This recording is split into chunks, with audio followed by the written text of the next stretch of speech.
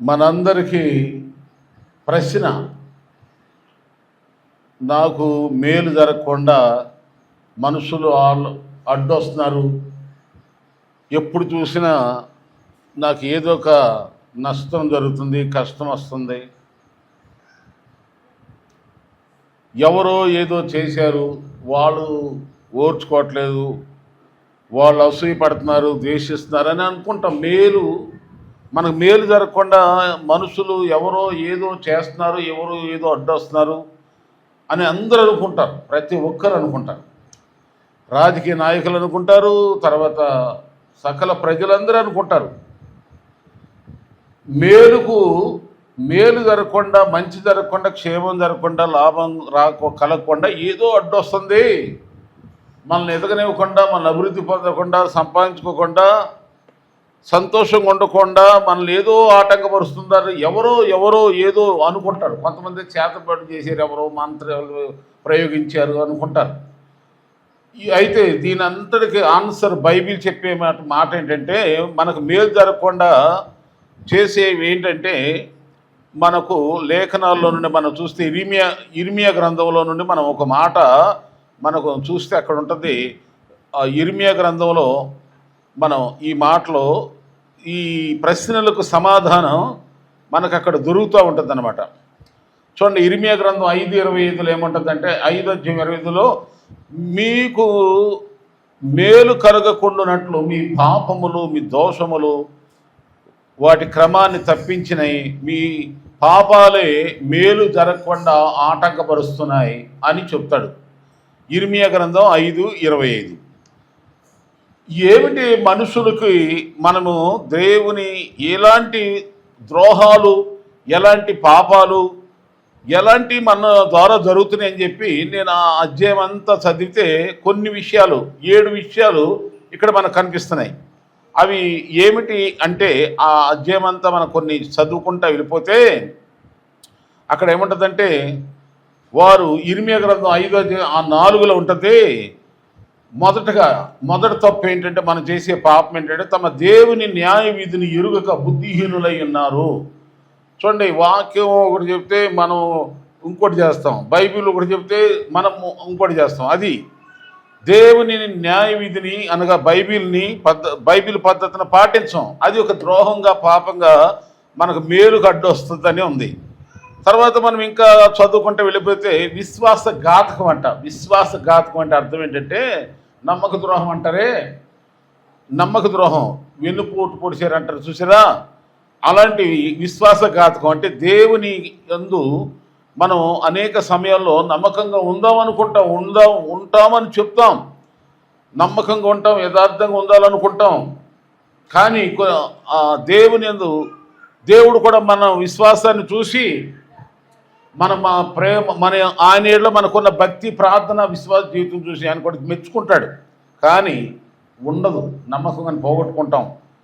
మన విశ్వాస విషయంలో మనము విశ్వాసఘాతకులుగా అనగా నమ్మక ద్రోహులుగా ఉంటాం అన్నట్టు. దేవుడు మనల్ని నమ్మి మనకి ఏదైనా ఇచ్చినప్పుడు, దేవుడు మనల్ని నమ్మి మనకు ఆరోగ్యం ఇచ్చాడు అనుకోండి, ఆహారం ఇచ్చాడు, వస్త్రాలు ఇచ్చాడు, లేదా ఒకప్పుడు ఏవైతే లేదో అది దేవుడు ఇచ్చాడు అనుకో, దాన్ని బట్టి మనం ఏం చేయాలంటే నమ్మకంగా ఉంటాం ప్రభు అని అనుకుంటాం, ఉండాలి. కానీ ఉండకపోతే అది విశ్వాసఘాతకం.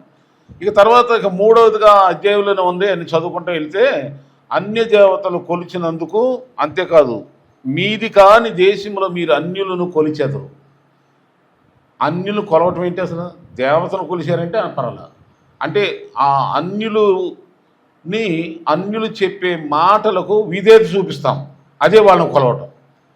ఇక 4వదిగా చూస్తే, కన్నులుండై చూస్తాం, చెవులుంటాయి వింటాం, కానీ గ్రహించలేము, మూఢత్వంగా ఉంటాం, మూర్ఖత్వంగా ఉంటాం 4వదిగా. ఇక మనం గమనిస్తే 5వదిగా చూస్తే, విసర్జిస్తాం దేవుణ్ణి. విసర్జన అంటే అర్థం అంటే, ఏమైందిరే ప్రార్థన, ఏమైందిరే లెక్క చేయము, పట్టించుకోము, భయం ఉండదు. విసర్జన అంటారు దాన్ని. తీసి పారేస్తాం, ఎంతో భక్తి భయంతో అనుకుంటాం కానీ లెక్క చేయము, దాన్నే విసర్జన. 6వదిగా చూస్తే, ఆయన యందు భయము లేకుండా ప్రవర్తిస్తాం, భయభక్తులు ఉండవు. ఈ 7వదిగా చూస్తే, నమ్మక ద్రోహం చేస్తాం, ద్రోహం, దైవ ద్రోహానికి, దేవునికి ద్రోహం చేస్తాం.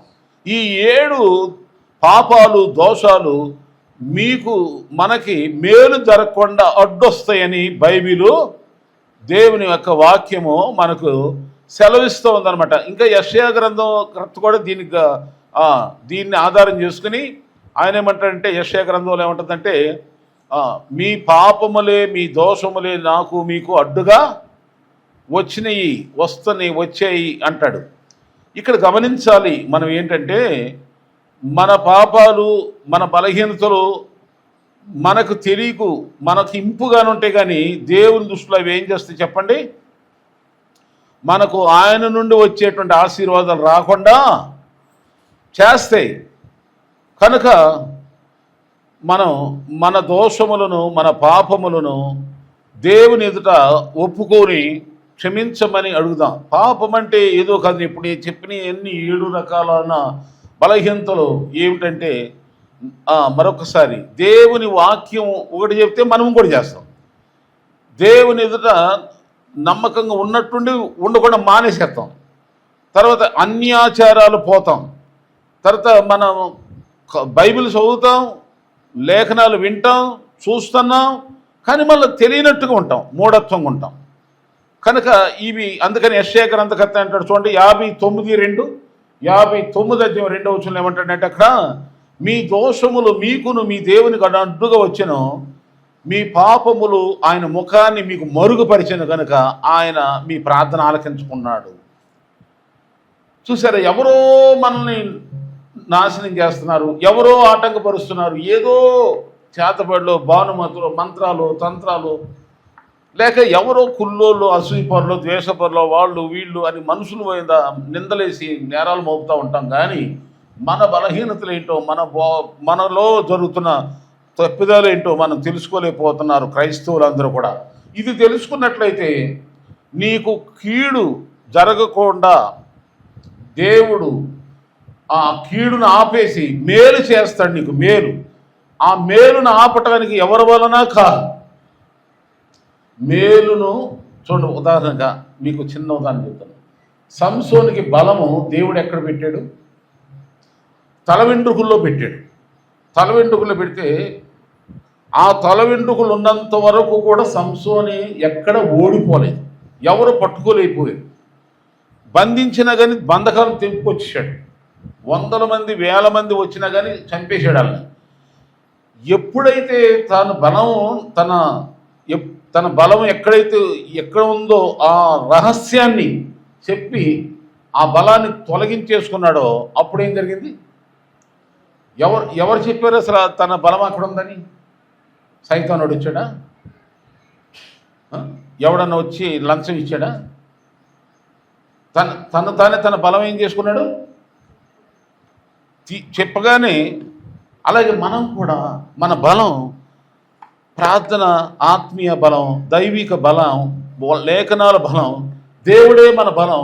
ఈ బలాన్ని మనమే పోగొట్టుకుంటాం కనుక బలహీనమైపోతాం. దేవుని వాక్యాన్ని గ్రహించం, దేవుణ్ణి విసర్జించం, లెక్క చేయము. ఆయనంటే భయం ఉండదు, లెక్క చేయము. దైవ ద్రోహానికి కూడా వెనకాడము. ఇలాంటి పనులు మనకు తెలియకుండా జరుగుతూ ఉంటాయి, మనకు తెలియకుండానే జరుగుతుంది.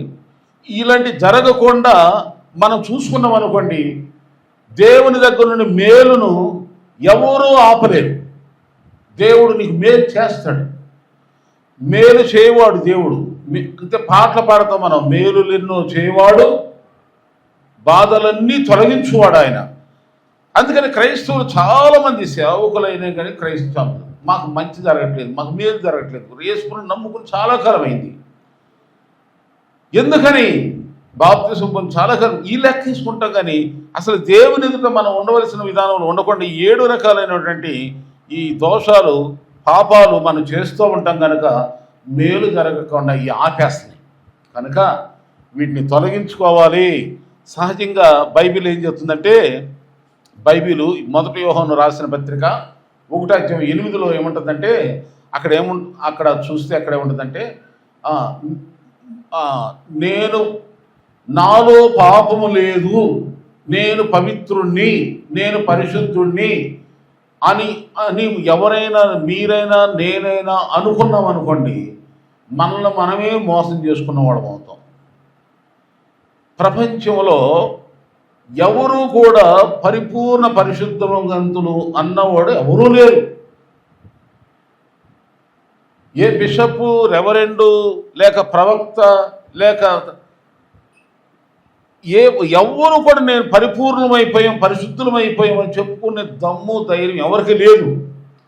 ఎప్పటికప్పుడే మనం స్నానం ఎలా చేస్తూ ఉంటామో, శరీరాన్ని శుద్ధి ఎలా చేసుకుంటామో, మనం జీవితాలు కూడా అంతే, ఆత్మ జీవితాలు కూడా కడుక్కుంటూ ఉండాలి. దేవునికి మనకు అడ్డే మనం దేవుని తీసేసుకుంటూ ఉండాలి. అందుకని ప్రార్థన చేసుకుంటూ ఉండాలి. శరీర కడుపుకి ఆకలేసినప్పుడు ఆహారం, భోజనం చేస్తాం, అది తినపోతే ఉండలేము. అలాగే ఆత్మకు ఆకలేస్తూ ఉంటుంది. అనగా ప్రార్థన చేయకపోతే, పాట పాడపోతే, దేవుని సన్నిధిలో ఉపవాస దీక్ష, భక్తి శ్రద్ధలు అవి చేయకపోతే కూడా మనకు కొదవుగా ఉంటుంది, అసంతృప్తిగా ఉంటుంది, నెమ్మది ఉండదు, నిజంగా సంతోషం ఉండదు. పైకి నవ్వుతూ ఉంటాం కానీ లోపల ఏదో ఒక ఫీలింగ్ ఉంటుంది. అది మందిరం గుర్తొచ్చినా, బైబిల్ గుర్తొచ్చినా, దేవుడు గుర్తొచ్చినా మనసంతా అల్లోకలంగా ఉంటుంది. పైకి చెప్పం, లెక్క చేయం. అది ఏమవుతుందంటే ఉండి ఎక్కువ ఇవ్వదు. ఇప్పుడు చూడండి, కడుపులో ఏదైనా పుండు వచ్చింది అనుకోండి, ఆ పుండే కదా ఏదే పోతుందని చెప్పి ఏదో ట్యాబ్లెట్ వేసుకుని చాలామంది సంవత్సరాలు గడిపేసేవారికి అది ఏమవుతుందంటే ఆ పుండే, ఆ చిన్న పుండు ఏమైపోద్ది, క్యాన్సర్ గడ్డలాగా మారిపోతుంది. అలాగే ఈ పర్లేదులే, ఈ వారం వెళ్ళట్లేదులే, ఈ ఉపవాసం చేయట్లేదే, దేవునికి ఇవ్వాల్సిన సమయం ఇవ్వట్లేదు, దేవుని దగ్గరికి వెళ్ళలేకపోతున్నాను, దేవునికి లోబడలేకపోతున్నాను, దేవుని భక్తి శ్రద్ధలు చూపలేకపోతున్నాను, అయ్యో దేవునికి కోపం రేపుతున్నాను, పర్లేదులే అనిపిస్తుంది. అలాంటి చిన్న చిన్న ఆ బలహీనతలే పెద్ద పెద్ద పగ అడ్డొచ్చేసి దేవుని దగ్గర నుండి వచ్చే మేలు మనకు రాకుండా చేస్తాయి. కనుక ఈ సందేశం ద్వారా మీ అందరినీ నేను బ్రతిమలాడేది ఏంటంటే, మన లోపమేంటో తెలుసుకుందాం. ఎవరికండి మన లోపం అది ఏంటి? కీర్తనలు 19:12 భక్తులు అంటున్నాడు చూడండి, ఏమంటున్నాడు చూడండి. కీర్తనలు 19వ కీర్తన 12 ఏమంటాడు? తన పొరపాటులు కనుగొనగలిగిన వాడు ఎవడు? తన పొరపాటులు కనుగొనగలిగిన వాడు ఎవడు? నేను రహస్యంగా చేసిన తప్పులు క్షమించి నన్ను నిర్దోషినిగా తీర్చు. అంటే ఎవరి పొరపాటులు ఎవరికి వాళ్ళే పరిశీలన, ఎవరికి వాళ్ళు కనుక్కోలేరు. ఎక్కడ మనకు అవి కనబడతాయి అంటే, మనం ఈ 90వ కీర్తన 8వ వచనం ప్రకారంగా దేవుని ఎదుటికి వస్తే దేవుడు మనకు చూపిస్తాడు, ఇదిగో నీకు ఇక్కడ మురికి ఉందని. ఇప్పుడు మన పిల్లలకి లేకపోతే మనకైనా కొన్ని సమయంలో మన యొక్క మురికి మచ్చలు కనబడవు. ఇప్పుడు ఉదాహరణ చూడండి, భోజనం చేసేటప్పుడు చాలామంది తింటారు, అడవుడికి తినేస్తారు, ఇక్కడ అక్కడ మచ్చ ఈ మెతుకులు అంటుకుంటాయి, అది కనబడవు. ఒక్కోసారి మనం చెబుతాం, ఇవి అక్కడ అంటుకొని తొలగి. మన బలహీనతలు మనకు తెలియదు. దేవుని ఎదురుకు వస్తే దేవుడు చూపిస్తాడు. ఎందుకంటే వాక్యం అనేది, బైబిల్ అనేది ఒక అద్దం లాంటిది. శరీరాన్ని మనం చూసుకుంటాం అద్దంలో, అలాగే అంతరంగాన్ని కూడా బైబిల్ అనే ఈ అద్దంలో చూసుకుంటే మన రహస్య పాపాలేంటో, అసలు దేవుడికి మనకి ఏమన్నా అడ్డుందా తెలుసుకుంటాడు. దేవుడు చూపిస్తాడు, మనం కడిగేసుకుంటూ ఉంటాం. ఆ కడిగే పని కూడా ఆయనే చేస్తాడు. ఆమె కనుక పర్వాలేదులే అని మురికిని దాచుకోవద్దు. మీ అతిక్రమములే, మీ దోషములే అడ్డుకు వస్తేనే మీకు మేలు జరగకుండా అంటాడు. మరి మేలు జరగకుండా ఆగటం మరి మీకు ఇష్టమేనా? ఎవరికి ఇష్టం ఉండదు. మేలు కలగాలి. మేలు జరగకపోతే ఊరుకోం. పాత నిబంధనలో లేవీ కాండంలో మీరు చదవద్దు కానీ 4వ అధ్యాయంలో అంత పాత నిబంధన కాలంలో ఎవరైనా తప్పిదాలు చేస్తే గొర్రె పిల్ల, మగ మేక, ఆడ మేక, గొర్రె, దూడ అలాంటి అర్పించి దాని ద్వారా ఆ పాప పరిహారం పొందుకునేవాడు. నేటి దినాల్లో మనం ఉపవాసాలుండి దేవునికి మన శరీరాన్ని సమర్పించుకుంటూ, దేవునికి మన దేహాన్ని దేవుని బలిగా అర్పించుకొని మనం సమస్త విషయాల్లో పవిత్రత పొందుకోవాలి. అప్పుడే మేలు జరుగునుగాక. ఆమేన్. మేలు జరుగుద్ది, మేలు. అంతే తప్ప ఎవరి మీద మనం అది తెలియని వాళ్ళు అంటారు, వాళ్ళు చేశారు. దేవుడు ఒక మేలు చేయాలనుకుంటే ఎవరు ఆపలేరు. దేవుడు నీకు ఇవ్వాలంటే అది ఎవరి వల్ల కాదు. దేవుడు నీకు సహాయం చేయాలనుకున్నప్పుడు దాన్ని ఎవరు తప్పించలేరు. బాగా గుర్తుపెట్టుకోండి, మనుషులు ఎవరు కూడా ఏ తంత్ర మంత్ర ఏది కూడా ఏ శక్తి ఆపలేదు. ఎవరు ఆపగలరంటే మన పొరపాట్లే దేవుని ఆశీర్వాదాలు పొందకుండా ఆపేస్తారు. అది ఏంటో తెలుసుకోవటానికి దేవుని ఎదురుకొచ్చి ఒక్కసారి కళ్ళు మూసుకుని, ప్రభా నా దోషాలేంటి, నా బలహీనతలేంటి. యోబు గ్రంథం 6:24 చూస్తే యోబు అనే ఆ భక్తుడు అంటాడు, నా బలహీనత ఏంటి నాకు తెలియపరచండి. అవును చెప్పాలా, మనకు చెప్పాడుగా. ఎందుకంటే ఇర్మియా గ్రంథం 17:9 ఉంది, హృదయం అన్నిటికంటే మోసకరమైంది, ఘోరమైన వ్యాధి గలది. క్యాన్సర్ కంటే, ఎయిడ్స్ కంటే, కరోనా తెగులు కంటే కూడా భయంకరమైనది ఏంటంటే హృదయం. ఎప్పుడు ఎలా మారుద్దో తెలియదు. కడుపు నిండా తింటే ఒకలాగా ఉంటాము, ఆకలిస్తే ఇంకోలాగా ఉంటాం, రోగం వస్తే ఒకలాగా ఉంటాం, ఆరోగ్యంగా ఉంటే ఇంకోలాగా ఉంటాం, డబ్బు ఉంటే ఒకలాగా ఉంటాం, డబ్బు లేకపోతే ఇంకోలాగా ఉంటాం. మనిషి హృదయం ఎప్పుడు ఒక స్థితిలో ఉండదు.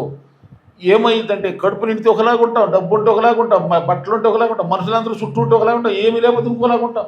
అంటే మన హృదయమే మనల్ని ఏం చేస్తాడు, మోసం చేస్తూ ఉంటుంది. అందుకని మన హృదయంలో కలిగేటున్న ఆ ఘోరాతి ఘోరమైన ఆ వ్యాధి అనగా దేవునికి దృష్టిలో ఆ రోగాన్ని తొలగించడానికి దేవుడు స్వస్థత ఇవ్వాలంటే మనం పరిశీలన చేసుకుందాం. అందుకని 139వ కీర్తన అంతా చదువుకుంటే, ప్రభా నేను కూర్చోవటం, నేను లేవటం, నేను పడుకోవటం, నేను ఎక్కడ ఉన్నా నువ్వు అంతా నన్ను చూస్తున్నావు, నీకు తెలియకుండా మరుగుగా నేను ఎక్కడ ఉండలేనయ్యా, కనుక నేను రహస్యంగా ఏదైనా నాలో ఉన్నట్లయితే నన్ను క్షమించవా అని ప్రభు దగ్గర ప్రాధేయపడుకుంటున్నారు. తప్పులేదు, మనం కూడా ప్రార్థన. ఎవరూ కూడా పరిశుద్ధులు లేరు ప్రపంచంలో, ఎవరూ లేరు. అందరము కూడా ఏదో ఒక బలహీనత కలిగి ఉంటాం. కనుక ఒకవేళ ఎవరినైనా మనం సరిచేయాలంటే వాళ్ళ మేలు కోరితే సరిచేస్తాం. అందుకని బైబిల్లో ఒక చోట ఏముందంటే, మేలు చేసేవాడంటే ఏం చేస్తాడంటే గాయం రేపుతాడు. పగవాడు లెక్కలేనని ముద్దులు పెడతాడు. మేలు చేసేవాడు ఏం చేస్తాడు, గాయం రేపైనా సరే మేలు చేస్తాడు. మరి గాయం రేపేవాడు కావాలా, పైకి ముద్దులు పెట్టి మోసం చేసేవాడు కావాలా? ఎవరు డిసైడ్?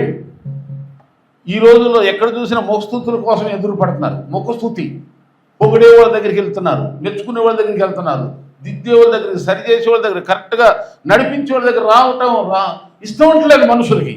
అందుకని దేవుని ద్వారా కలిగే ఆ మేలులు, ఆ ఆశీర్వాదాలు పొందలేకపోతున్నారు. కనుక బైబిల్ దేవుడు చెబుతున్నాడు, మీకు మేలు కలగపోవట కారణం ఎవరో అనుకోమాక నీ దోషములే, మన అతిక్రమాలే క్రమం తప్పించేస్తున్నాయి. దేవుని ఆశీర్వాదాలు పొందలేకుండా మన పాపములే అడ్డొస్తున్నాయి. నజరేయుడైన యేసు నామములో వాటిని తొలగించుకోమని ఇప్పుడే ఒక చిన్న ప్రార్థన చేద్దాం. దేవుడి మాట తీర్చుగాక. కళ్ళు మూసుకోండి, అలానే ఉండండి. యేసయ్యా, నా హృదయాన్ని పరిశీలిస్తున్నావు. ఇక్కడ మనుషులందరూ నా పై రూపాన్ని చూస్తున్నారు, కానీ నవ్వుతున్నారు అనుకుంటున్నారు, కానీ నాలో ఉన్న దుఃఖం వీళ్ళకి ఏం తెలుసు ప్రభువా, మనుషులకి ఎవరు తెలుసు? పైకి హ్యాపీగా ఉన్నాను అనుకుంటున్నాను, వీళ్ళకి ఏంట్లే అన్నట్టు అనిపిస్తున్నాను, కానీ నా హృదయంలో ఉన్న వేదన నీకు తెలుసు ప్రభువా, దుఃఖం నీకు తెలుసు. నిజంగా ఒక్క క్షణం ఒప్పుకోండి, ఒక్క నిమిషం మిమ్మల్ని మీరు నిల్చుంటారో, కూర్చుంటారో, మోకరిస్తారో, దేవుని దగ్గర ప్రాధేయపడుకోండి. అంతరంగాన్ని పరిశీలన చేసుకునేవాడు, పరిశుద్ధపరిచేవాడు ఆయనే. కనుక నీకు మేలు కలగకుండా చేసే ఆటంకాలు ఏంటో ఒక్కసారి పరిశీలన చేయి. పవిత్రపరచుకో, పరిశుద్ధపరచుకో.